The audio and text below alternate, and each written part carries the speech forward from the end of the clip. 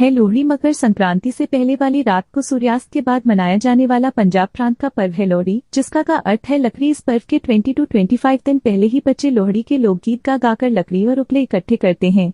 फिर इकट्ठी की गई सामग्री को चौराहे मोहल्ले के किसी खुले स्थान पर आग जलाते हैं। इस उत्सव को पंजाबी समाज बहुत ही जोशो खरोश से मनाता है। गोबर के उपलों की माला बनाकर मन्नत पूरी होने की खुशी में लोहड़ी के समय जलती हुई अग्नि में उन्हें भेंट किया जाता है। इसे चरखा चढ़ाना कहते हैं। इस उत्सव का एक अनोखा ही नजारा होता है। लोगों ने अब समितियां बनाकर भी लोहड़ी मनाने का नया तरीका निकाल लिया है। ढोल नगाड़ों वालों की पहले ही बुकिंग कर ली जाती है। अनेक प्रकार के वाद्य यंत्रों के साथ जब लोहड़ी के गीत शुरू होते हैं तो स्त्री पुरुष बूढ़े बच्चे सभी स्वर में स्वर, ताल में ताल मिलाकर नाचने लगते हैं।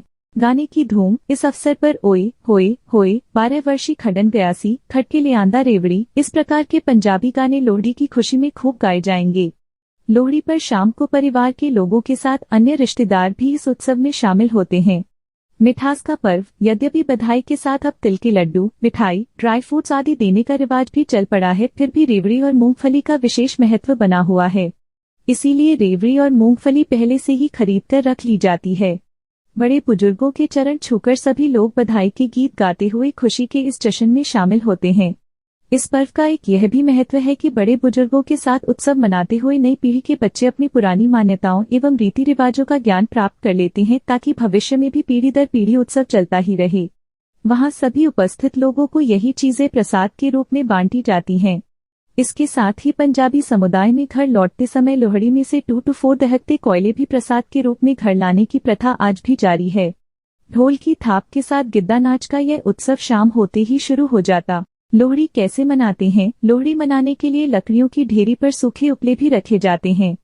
समूह के साथ लोहड़ी पूजन करने के बाद उसमें तिल, गुड़, रेवड़ी एवं मूंगफली का भोग लगाया जाता है। इस अवसर पर ढोल की थाप के साथ गिद्दा और भांगड़ा नृत्य विशेष आकर्षण का केंद्र होते हैं। पंजाबी समाज में इस पर्व की तैयारी कई दिनों पहले ही शुरू हो जाती है। इसका संबंध मन्नत से जोड़ा गया है, अर्थात जिस घर में नई बहू आई होती है या घर में संतान का जन्म हुआ होता है तो उस परिवार की ओर से खुशी बांटते हुए लोहड़ी मनाई जाती है। सगे संबंधी और रिश्तेदार उन्हें इस दिन विशेष सौगात के साथ बधाइयां भी देते हैं। धार्मिक पर्व, लोहड़ी एवं मकर संक्रांति एक दूसरे से जुड़े रहने के कारण सांस्कृतिक उत्सव और धार्मिक पर्व का एक अद्भुत त्योहार है। लोहड़ी के दिन जहां शाम के वक्त लकड़ियों की ढेरी पर विशेष पूजा के साथ लोहड़ी जलाई जाएगी, वहीं अगले दिन प्रात मकर संक्रांति का स्नान करने के बाद उस आग से हाथ सेंकते हुए लोग अपने घरों को आएंगे। इस प्रकार लोहड़ी पर जलाई जाने वाली आग सूर्य के उत्तरायण होने के दिन का पहला विराट एवं सार्वजनिक यज्ञ कहलाता है।